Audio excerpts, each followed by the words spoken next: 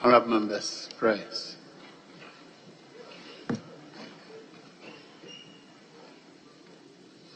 Almighty God, we humbly beseech thee to look with favour upon this Parliament of the Republic of Ghana. Grant that it may perform its high duty as in thy sight. Give divine guidance to the President of the Republic. Thou members of Parliament and Ministers of State with discernment and vision, integrity and courage, that through the labours of government, this land and people may be well and truly served, thy good purposes for the common human life be realized in our midst. O God, grant us the vision of our country, fair as it might be, country of righteousness, where none shall wrong his neighbor, country of plenty, where evil and poverty shall be done away with, country of brotherhood, where all success shall be founded on service, and honor shall be given to the deserving, country of peace, where government shall rest on the will of the people and the love for the common good. Bless the effort of those who struggle to make this vision live in reality. Inspire and strengthen our people that they may give time, thought, and sacrifice to speed the day of the coming beauty of Ghana and Africa. Amen.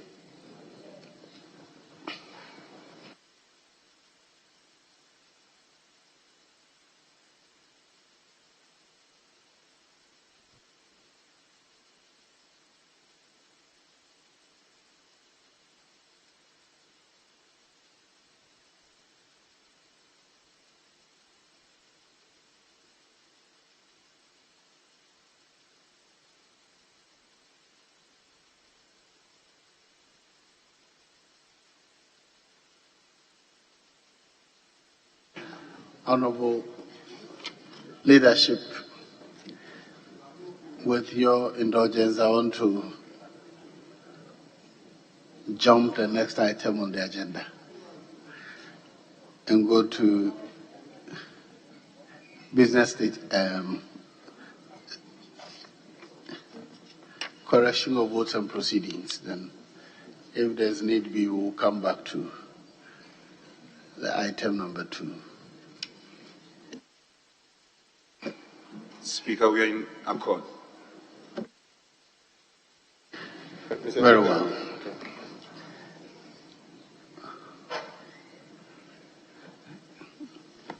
Yes, leader. Well, Speaker, just to draw your attention that I see that you have just commenced proceedings guided by the standing orders, I believe the new standing orders. And to remind this House that the requirement for a quorum to begin business in this House is constitutional. And therefore, wait here. The Constitution sets out a minimum that is required for us to be able to proceed to transact business. And Mr. Speaker, as you are aware, before it even further goes to say numbers that can take a decision. As I watch in this chamber, Mr. Speaker, we don't have more than 6-7 from the majority and about the same from the minority. I'm afraid that proceeding will raise a matter that we are not respecting the constitutional requirement expected of us in Article 104 thereabout of the 1992 Constitution. I'm just doing this so that leaders, particularly we have the whips, and they are at the forefront of it. They should make sure that their members respect your directive. If we are to commence business at 10, they must provide the leadership and guidance so that, Mr. Speaker, you don't come in struggling, looking at your shoulder left to right to see whether you have the right numbers. Thank you.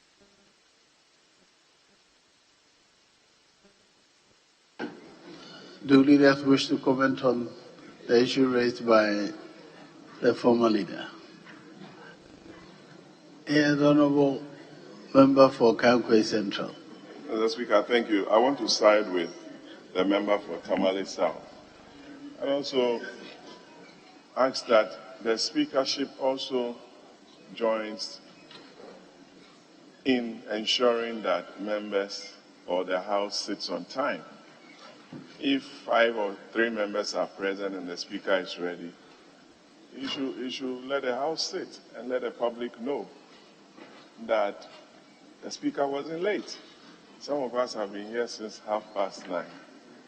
We knew you were at your lobby. I knew about that.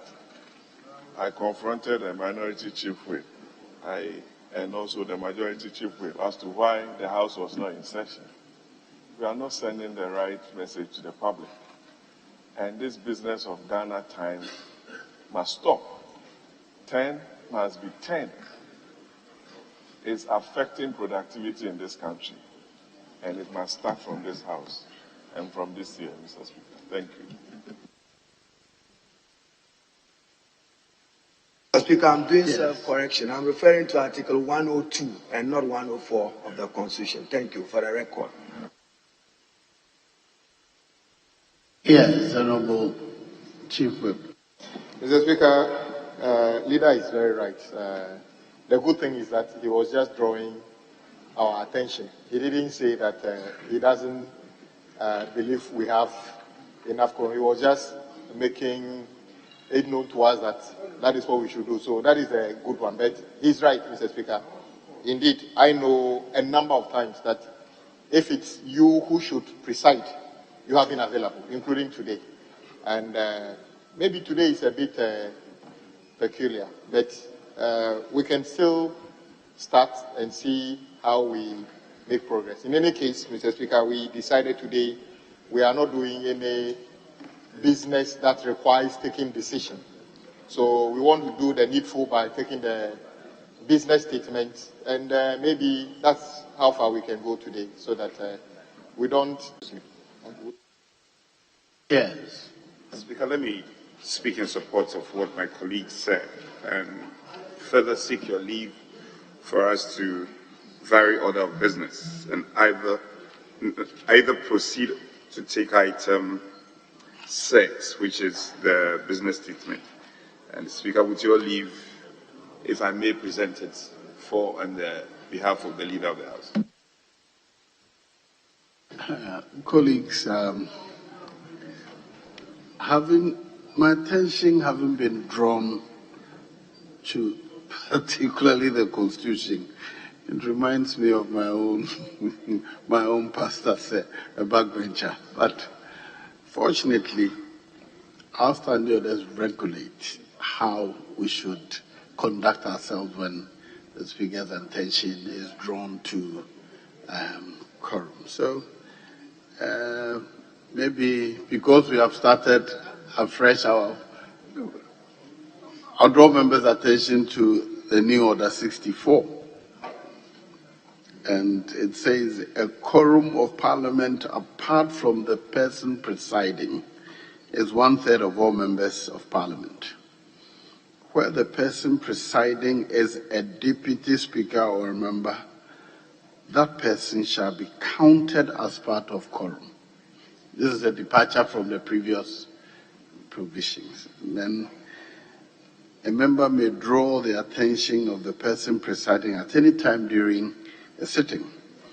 That member present in the House constitute less than 1/3, that members present in the House constitute less than 1/3 of members of all members of Parliament.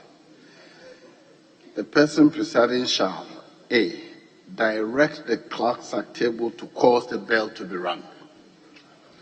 B, continue the business of the House for a period of 10 minutes. So I'll direct the table office that they cause the bell to be rung while we continue with the business of the House.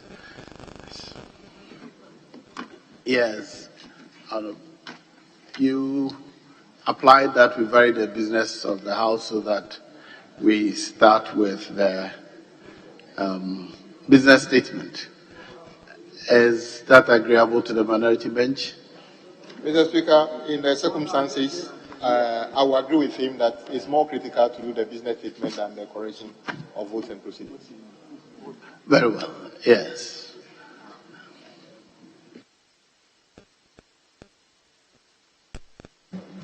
Speaker, thank you.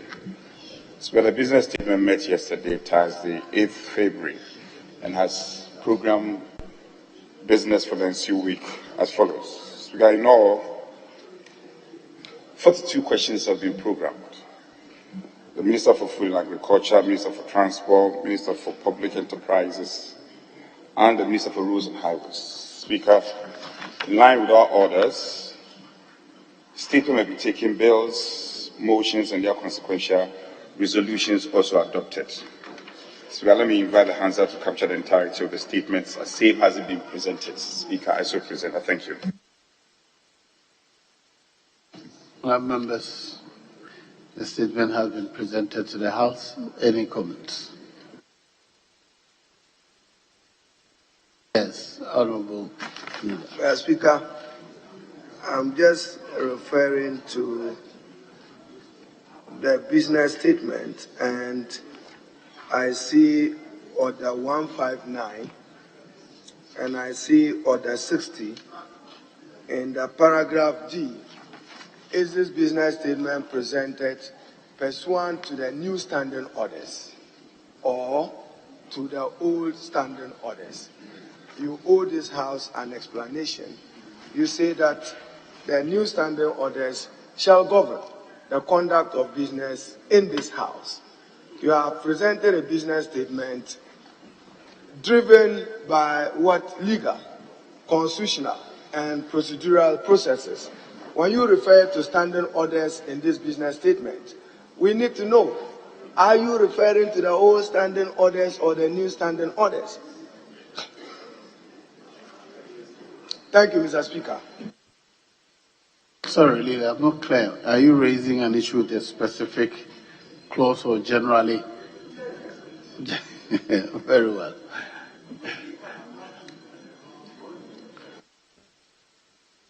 Any more? Yes. Speaker, since we are talking about quorum and reference made to 102, I just want some clearance. For instance, 103 of the Constitution says that Parliament can establish committees. So 103.3, and with your permission, I want to read. No, so not even that. Let me explain before I read. It says that we can you can establish committees, but that should be done at the first sitting of Parliament, immediately after a speaker is selected. With this new standing order, some committees have been created, but those were created. Honorable, we are now on the business statement. You want us to discuss constitutional issues. Probably you make it an agenda for another day, but for now, we want to stay with the business statement. Thank you. But I haven't seen anybody reading the business statement yet. That's why I've just come in, so that we finish with this before we start with the business statement. The business statement has been distributed, and there's nowhere that committees are mentioned. Let's become guided, but I'll come back another time. Yes, please. Yes. Mr. Speaker, indeed, the business statement as presented by my colleague is in line with Order 67 and 216 of the new standing orders. So there's no issue of whether we are doing the right thing under the current standing orders. He appropriately did that under Order 67 and 216. Well, yes, Leader. Very well. Oh, are you on your feet? Yes, please. Honourable Speaker, I just want to emphasize on the questions for the ministers. We had a challenge in the last session where sometimes not through the fault of the ministers, sometimes through scheduling issues in this House, they were unable to answer the questions, but oftentimes the ministers themselves had other engagements. And by the end of the session, there were a lot of questions that were not answered. I think that we must resolve to make sure that in this section, which is a very short section, whatever questions are scheduled, communicated and we have clear understanding between this House and the ministers so that we can really make progress on the questions. I thank you, Madam Speaker. Yes, Majority Chief Whip. Speaker, with respect, I think there's clarity on the standing order which is applicable, and it is the new standing order as adopted. That is the one that is applicable and referenced duly. Speaker, on the matter raised by the Deputy Leader, I think leadership has a role to play here. We should relate to table office. And to be fair to the table office, there are a number of times that questions are scheduled and a few colleagues are not available.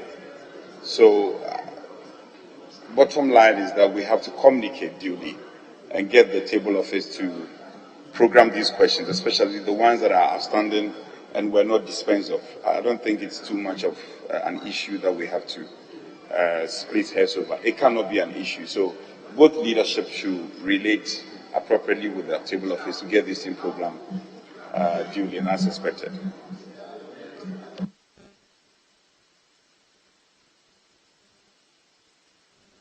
Honourable members, the business statement for the second week, as presented, is hereby adopted by the House. Now, hello, Honourable Member for. I can hear you from here. I shouldn't be hearing you from here.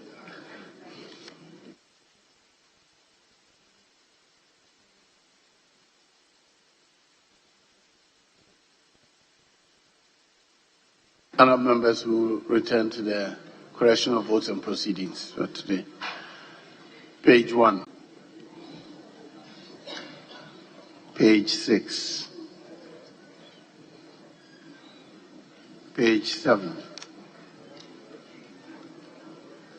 Page 8. Page 9. Page 10. Page 11. Page 12. Page 13. Page 14. Page 15. Page 16. Page 20. Page 21. Page 22. Page 23. Page 24. Page 25. Page 26. Page 27. Page 28. Page 29. Page 30. Page 31. Honourable members, in the absence of any corrections, the votes and proceedings of Thursday, February 8th, 2024, hereby adopted as a true record of proceedings.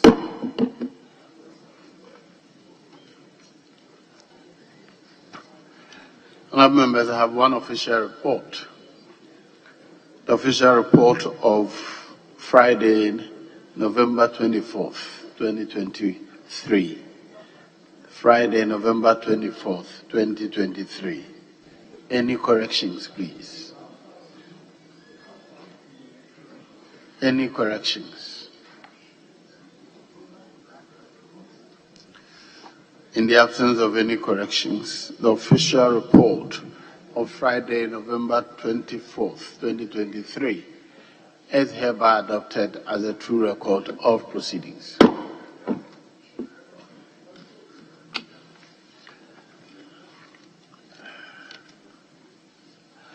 Yes.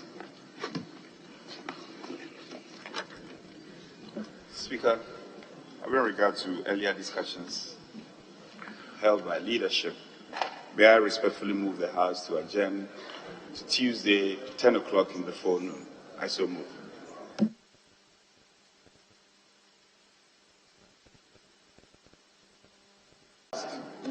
And the minority is going for a caucus workshop. So we have been pleading to close as early as possible so that colleagues can start traveling.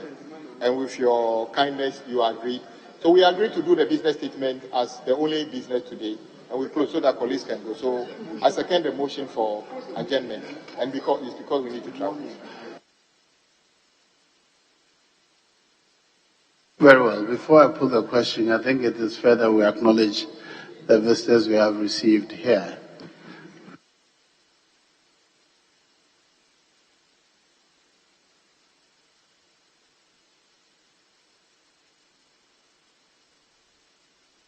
Very well. Regrettably, I don't have the list or the name of the students that are visitors in the group that are visiting us here today. So I'll only acknowledge all of you who have visited Parliament today. And maybe you just rise for you to be acknowledged. All the student groups that are here.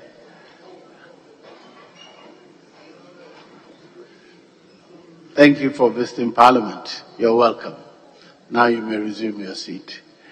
Now, honorable members, the question is, all in favor of the motion, say aye. All against, say no. The ayes have it, notwithstanding the loud no from the honorable member for Bodi. The House is accordingly adjourned to Tuesday, February 13th, 2024 at 10 o'clock in the forenoon.